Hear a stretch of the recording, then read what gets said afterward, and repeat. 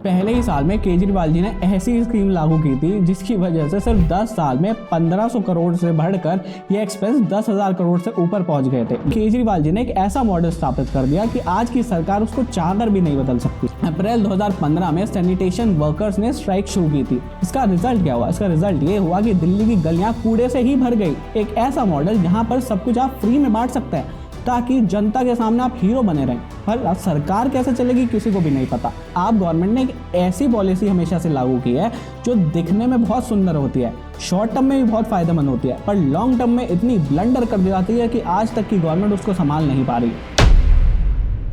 Pollution कम करने के लिए बीजेपी गवर्नमेंट ने सिर्फ एक साल में 500 से ज्यादा न्यू इलेक्ट्रिक बसेस ऐड किए हैं। 5 रुपए, सिर्फ 5 रुपए में पेट भर के खाना दिया जा रहा है। बीजेपी गवर्नमेंट ने अंडरग्राउंड केबलिंग प्रोजेक्ट स्टार्ट किया।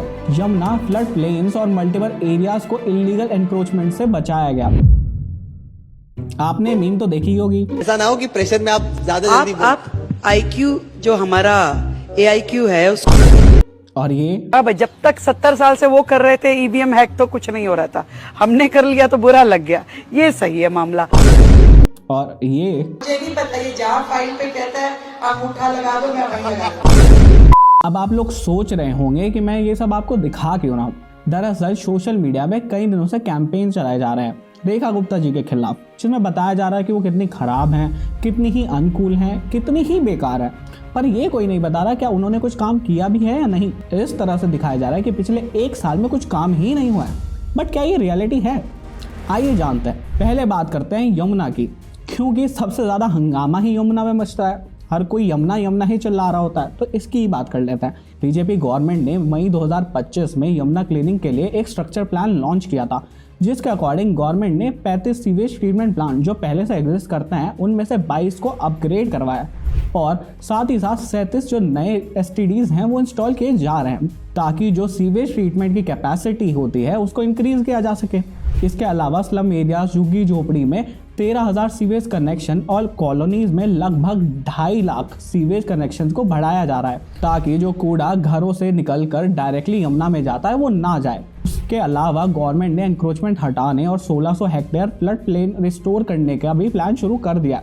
इसके अलावा एक स्पेशल टास्क फोर्स बनाई गई है। टारगेट है कि यमुना को 3 साल में साफ करना है। अब बात करते हैं कि पब्लिक ट्रांसपोर्ट को लेके बीजेपी ने क्या किया। क्या कुछ बीजेपी ने किया भी है या नहीं पब्लिक ट्रांसपोर्ट को बढ़ाने के लिए और पॉल्यूशन कम करने के लिए? ये लाइन पर आप ध्यान दीजिएगा। पॉल्यूशन कम करने के लिए बीजेपी गवर्नमेंट ने सिर्फ एक साल में 500 से ज़्यादा न्यू इलेक्ट्रिक बसेस ऐड की हैं, जिसकी वजह से जो टोटल इलेक्ट्रिक बस है वो 4,000 से ज़्यादा हो चुकी है। गवर्नमेंट का टारगेट है 2026 तक 7,500 इलेक्ट्रिक बस और 2028 तक 14,000 इलेक्ट्रिक बस और ऐड करने का। अब आप लोग सोच रहे होंगे कि मैंने ऐसा क्यों बोला कि ये लाइन पर आप ध्यान देना, क्योंकि कुछ लिब्रांडूज के अकॉर्डिंग 2025 के बाद से ही पॉल्यूशन इन्वेंट हुआ है और उससे पहले तो दिल्ली एक स्वर्ग थी। चलिए छोड़िए, आगे बढ़ते हैं। हेल्थ केयर को लेके बीजेपी ने क्या किया? हेल्थ केयर सेक्टर में बीजेपी ने ऑलरेडी 319 आयुष्मान आरोग्य मंदिर बनाए हैं, जिसको 1100 तक करने का टारगेट रखा गया। इन सेंटर्स में OPD service, diagnostic test, vaccination जैसी सारी सर्विसेज उपलब्ध होंगी। साथ ही साथ जो ये सेंटर्स हैं वो आयुष्मान भारत स्कीम के इंटीग्रेटेड हो गए, मतलब जो इलाज है वो मुफ्त मिलेगा। उसके अलावा हर किसी को अटल कैंटीन में सिर्फ 5 रुपए में पेट भर के खाना दिया जा रहा है। रोज़ाना 50,000 से ज़्यादा लोग इन कैंटीन्स में खा रहे हैं और सरकार का एम है इसको 1 लाख तक पहुंचाने का। चलिए अब दिल्ली के कूड़े की पहाड़ की बात कर लेते हैं, क्योंकि जब से रेखा गुप्ता जी सरकार में आई हैं सबसे ज़्यादा मजाक उनका इसी चीज़ पे बना है। इस पे उनकी एक मीम भी बनी थी। अब हर 15 दिन में हमारा मंत्री जाके कूड़े के पहाड़ पे जाता है और उसको बोलता है खड़ा होके तेरे को जाना पड़ेगा भाई। पर काम क्या हुआ वो कोई नहीं बताता है। दिल्ली के लैंडफिल को हटाने के लिए बीजेपी गवर्नमेंट ने बायो माइनिंग कैपेसिटी को 15,000 टन पर डे से बढ़ाकर 25,000 टन पर डे कर दिया है। सिर्फ ओखला लैंडफिल पर ही 56 लाख मैट्रिक टन का जो वेस्ट है वो प्रोसेस किया जा चुका है, जिससे जो लैंडफिल की हाइट है वो 60 मीटर से कम होकर लगभग 20 मीटर ही रह गई है। 30 एकड़ की जो ज़मीन है वो भी खाली करवा ली गई है। बीजेपी गवर्नमेंट का टारगेट है कि 2026 से 2028 तक ये सारे लैंडफिल को ख़त्म किया जा सके। दिल्ली में एक समस्या हमेशा से रही है जिसको लेकर सबसे कम बात हुई है, वो है बिजली के तारों का जंजाल। उसको लेके बीजेपी गवर्नमेंट ने क्या काम किया है? बीजेपी गवर्नमेंट ने अंडरग्राउंड केबलिंग प्रोजेक्ट स्टार्ट किया है। शालीमार बाग का जो एरिया है वहाँ पर तो ये पूरा भी हो चुका है, जहाँ पर 10 किलोमीटर का जो एरिया है वहाँ के वायर्स अंडरग्राउंड किए जा चुके हैं। पहले ये एरिया ऐसा दिखता था, अब ये एरिया ऐसा दिखता है। रेखा गुप्ता जी का कहना ये है कि अलग अलग फेज में 100 करोड़ रुपए अलॉट किए गए हैं और 463 करोड़ का प्रोजेक्ट्स को भी अप्रूव कर दिया गया, 125 कॉलोनी को जो कवर करेगा। साथ ही साथ 17,000 करोड़ का जो लॉन्ग टर्म इंफ्रास्ट्रक्चर प्लान है वो भी अप्रूव हो चुका है। पिछली सरकार में इलीगल झुग्गी झोपड़ियों की भी बहुत समस्या रहती थी, पर बीजेपी गवर्नमेंट ने इसको लेकर क्या किया है आइए जानते हैं। तुर्कमान गेट पर 36,000 स्क्वायर फीट का इलीगल स्ट्रक्चर डिमोलिश किया गया। अशोक विहार में 200 से ज्यादा इलीगल स्लम स्ट्रक्चर्स को रिमूव किया गया।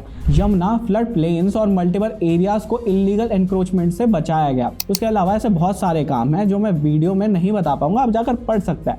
पर बात ये आती है कि बीजेपी ने तो इतने काम कर दिए, पर केजरीवाल ने क्या किया है? जिस तरह के कैंपेन चलाए जा रहे हैं उससे ऐसा लगता है कि केजरीवाल जी ने तो बहुत ही कुछ किया होगा। पर समस्या ये आती है कि मैं बात किस पे करूं? पहले 2013 की सरकार पे, जहां पर केजरीवाल ने कांग्रेस का सपोर्ट लिया था, जिसको सबसे ज्यादा गालियां देते थे, या फिर 2015 वाली गवर्नमेंट पे ही बात कर लेते हैं, जहाँ पर उन्होंने बहुत सारी गजब चीज़ें की थी। बिल्कुल ऐसी गजब चीज़ें की थी कि सब्सिडीज के जो एक्सपेंस थे वो 600% से ही बढ़ गए थे। पहले ही साल में केजरीवाल जी ने ऐसी स्कीम लागू की थी जिसकी वजह से सिर्फ 10 साल में 1500 करोड़ से बढ़कर ये एक्सपेंस 10,000 करोड़ से ऊपर पहुंच गए थे, यानी 600% की वृद्धि। 600%।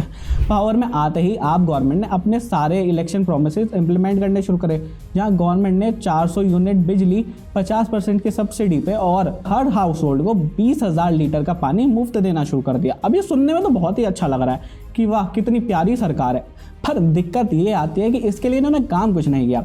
2015 में जो वाटर ट्रीटमेंट कैपेसिटी थी वो 906 मिलियन गैलन प्रतिदिन थी। 2024 में आके सिर्फ 946 मिलियन गैलन पर दिन ही हुई, यानी सिर्फ 40 मिलियन की वृद्धि हुई।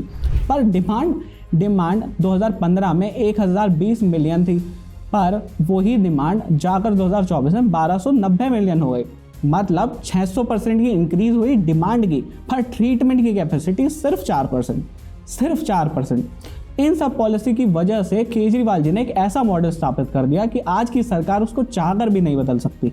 एक ऐसा मॉडल जहां पर सब कुछ आप फ्री में बांट सकते हैं ताकि जनता के सामने आप हीरो बने रहें, पर सरकार कैसे चलेगी किसी को भी नहीं पता। उसके अलावा अगर आप भूल गए हैं तो मैं आपको याद दिला देता हूं कि आप गवर्नमेंट की पहले साल में ही एक स्ट्राइक हुई थी सैनिटेशन वर्कर्स की।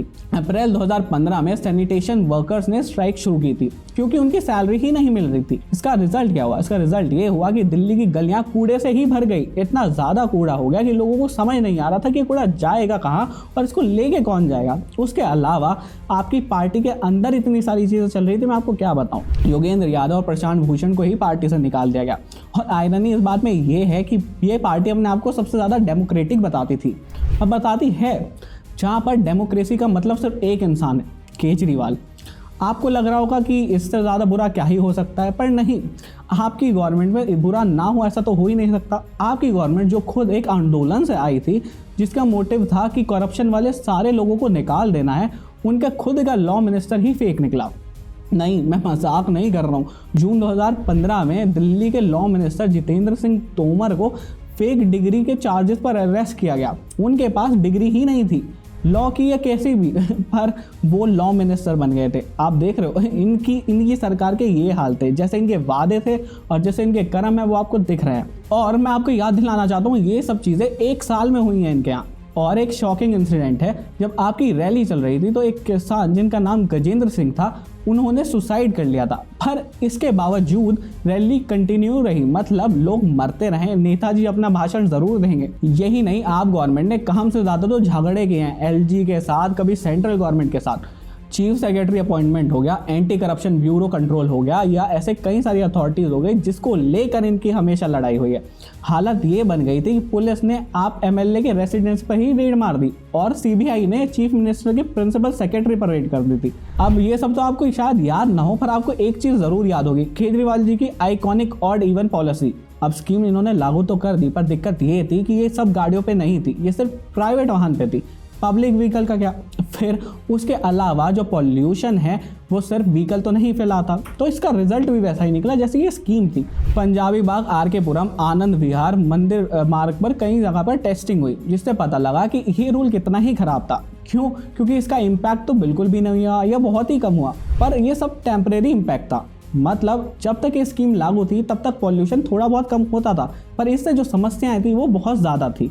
दरअसल आप गवर्नमेंट ने अपने पहले साल में सिर्फ और सिर्फ ऐसी पॉलिसीज़ लागू करी जो दिखने में तो बहुत ही सही लगती हैं कि वो कितने ज़्यादा महान कर रहे हैं, पर वो असलियत में चलती नहीं है। उसके अलावा आपने एक सोशल मीडिया कैंपेन भी रन किया था, #1 year of honest politics, जिसमें वो दिखा रहे थे वो कितने महान हैं।